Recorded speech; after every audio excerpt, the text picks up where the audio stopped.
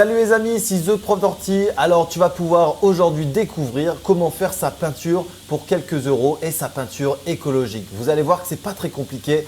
Avant ça, je te laisse faire un petit pouce et partager la vidéo. À tout de suite.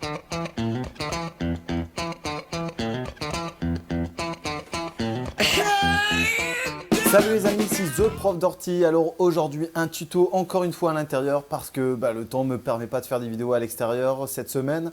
Du coup j'ai décidé de travailler sur un tuto qui avait déjà été réalisé mais avec l'ancien matériel qui était assez médiocre. Et donc aujourd'hui j'ai décidé de retravailler ce tutoriel. Alors je vous laisse découvrir la peinture du Suédois au travers de cette vidéo. À tout de suite. Avant de commencer la peinture du Suédois, je vous propose de mettre des vieux vêtements parce qu'on risque d'avoir quelques éclaboussures, quelques taches qui risquent de tacher forcément vos vêtements. Donc là-dessus, c'est un point vraiment important et faites ça dans un endroit où vous êtes sûr de ne pas avoir de problème si vous salissez votre plan de travail ou autre. Et c'est le cas justement ici. Alors, la peinture du Suédois est une peinture écologique très utile. Elle va nous servir à peindre le bois, à peindre toutes des boiseries qui sont importantes pour la maison avec forcément une longévité ici qui va être intéressante.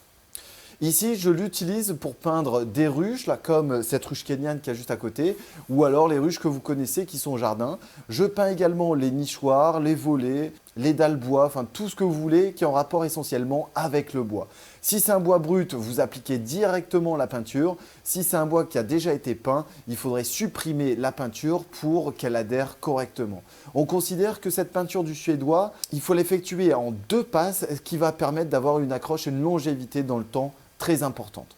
Étant donné que c'est une peinture qui est assez souple, de la mettre au spray haute pression avec un compresseur qui va vous permettre d'avoir une autre teinte de couleur qui est assez sympa. Personnellement, j'utilise cette méthode-là ou alors de temps en temps au pinceau pour des petits sujets à traiter. Alors, on en vient directement avec le matériel. Vous allez voir, ce n'est pas difficile. Alors, la première chose à faire avant que je vous explique ce tuto, c'est qu'il va falloir faire chauffer une vieille casserole. Alors, vous voyez, ce n'est pas la plus belle casserole. Au contraire, il faut prendre la plus vieille parce qu'elle ne sera pas rattrapable. Donc ça, c'est important.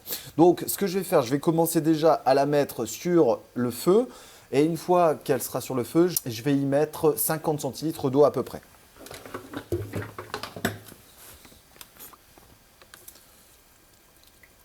Je résume cette étape, j'ai mis la casserole sur le feu, rien de difficile, vous y mettez environ 50 centilitres d'eau, ça fera largement l'affaire.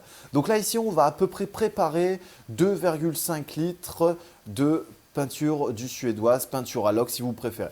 On va voir maintenant au niveau des ingrédients ce qu'il va nous falloir. Et vous allez voir que ce n'est pas difficile, c'est juste le temps de préparation qui peut être long. Alors ici, au travers de ce tuto, ça va durer à peu près 10-15 minutes maximum.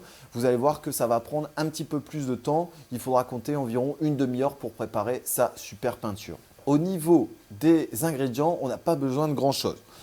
Une bouteille de 2 litres d'eau. Forcément pleine, ce qui est logique. Vous allez avoir besoin de 240 g à 300 g maximum de farine ici pour nos 2 litres.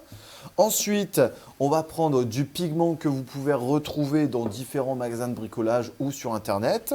Là ici, pour ce pigment, vous allez choisir en fonction de la teinte que vous voulez. Forcément, plus vous en mettez, plus ça sera une teinte qui est prononcée. Et moins vous en mettez, moins il y en aura. Donc là ici, on va utiliser à peu près 50 à 100 grammes, voire 150 en fonction des teintes que vous souhaitez. On va avoir besoin d'huile de lin. Donc l'huile de lin, tout le monde connaît pour le traitement du bois. Donc là ici, on va avoir besoin de 2 verres de 20 centilitres, ce qui nous fera 40 centilitres ici. On va avoir besoin du sulfate de fer à raison de 30 centilitres ici que l'on mettra directement dans notre casserole une fois que ce sera chaud. Alors la première chose à faire, ça va être de prendre nos ingrédients et de tout séparer. Donc je vous ai dit, il va nous falloir 1,5 verre de sulfate de fer. Voilà, donc je compléterai avec l'autre moitié après. On va le mettre sur le côté. Ensuite, on a besoin de 2 verres d'huile de lin. Donc 40 centilitres si vous préférez. Hop, allez, soyons fous, je remplis les deux. Voilà, donc l'huile de lin, elle est prête. Et on va l'organiser, hop, comme ça, pour que ce soit par ordre chronologique. Je ne vous ai pas parlé d'un élément essentiel qu'on mettra et qu'on rajoutera à la fin, c'est du savon de Marseille. Alors là, je l'ai mis à l'intérieur, donc je l'ai déjà travaillé. Donc ce savon de Marseille, on viendra s'en servir comme émulsifiant. Ensuite, donc sulfate, on va préparer les pigments également.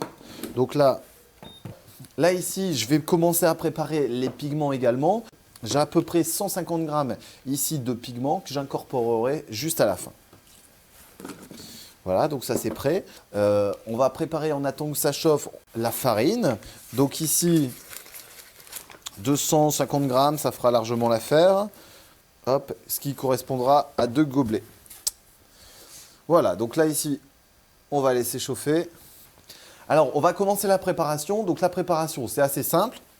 On va commencer par mettre la moitié de la farine dans les 20 centilitres d'eau qui vont nous faire une sorte de pâte. Une fois qu'on a ça, on va mixer le tout. Une fois qu'on a fait le mixage, on va pouvoir maintenant rajouter les derniers litres d'eau. Donc là, la bouteille, on peut mettre ça sur le côté. Maintenant, on va laisser chauffer encore un petit peu. Et ensuite, on viendra remettre les derniers 150 grammes de farine. Ça commence à chauffer.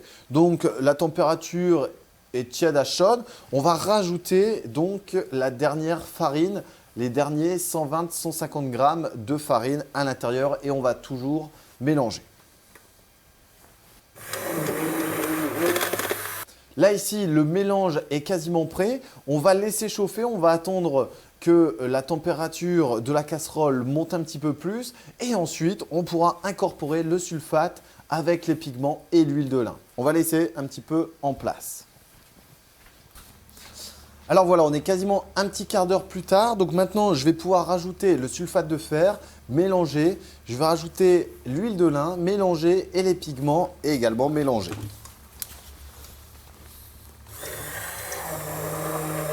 On commence par le sulfate de fer. On peut mettre sur le côté. Ensuite, on vient incorporer l'huile de lin. Et ensuite, on va y mettre nos pigments.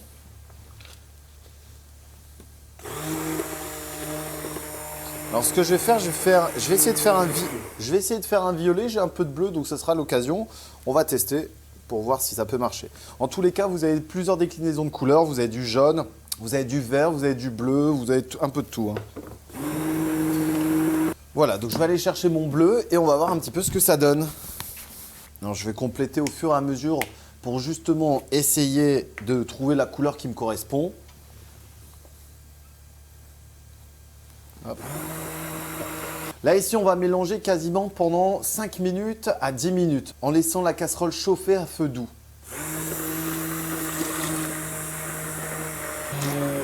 Voilà, là, ça fait 5 minutes. Je vais maintenant y incorporer mon savon de Marseille à raison de 2 à 4 centilitres.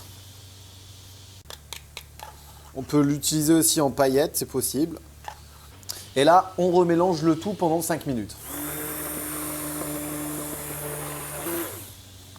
Et voilà, on a quasiment terminé. Maintenant, on va laisser chauffer encore 5 minutes.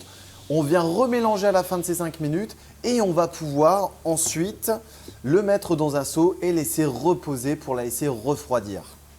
Voilà, on est 5 minutes plus tard. Maintenant, on va remélanger une dernière fois pendant 5 minutes et ensuite, le tour est joué.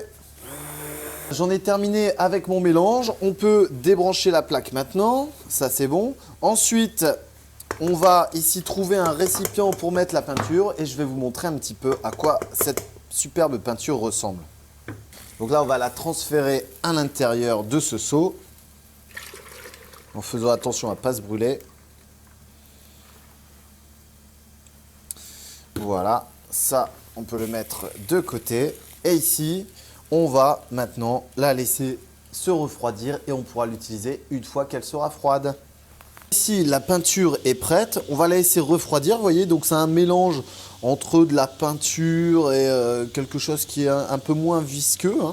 Donc, vous tournez assez régulièrement et ensuite, vous n'avez plus qu'à l'appliquer donc sur vos ruches ou sur vos ateliers de construction en bois. Voilà les amis, c'était un tuto pour essayer de faire quelques économies. Donc en coût de revient, ça c'est pas énorme. Vous avez de la farine, de l'huile de lin, un peu de sulfate de fer. N'hésitez pas à proposer différentes couleurs, à les échanger avec vos amis. Je vous remercie bien d'avoir participé au tuto. Je vous laisse faire un petit pouce et un petit partage. Je vous dis à très bientôt les amis. Merci beaucoup.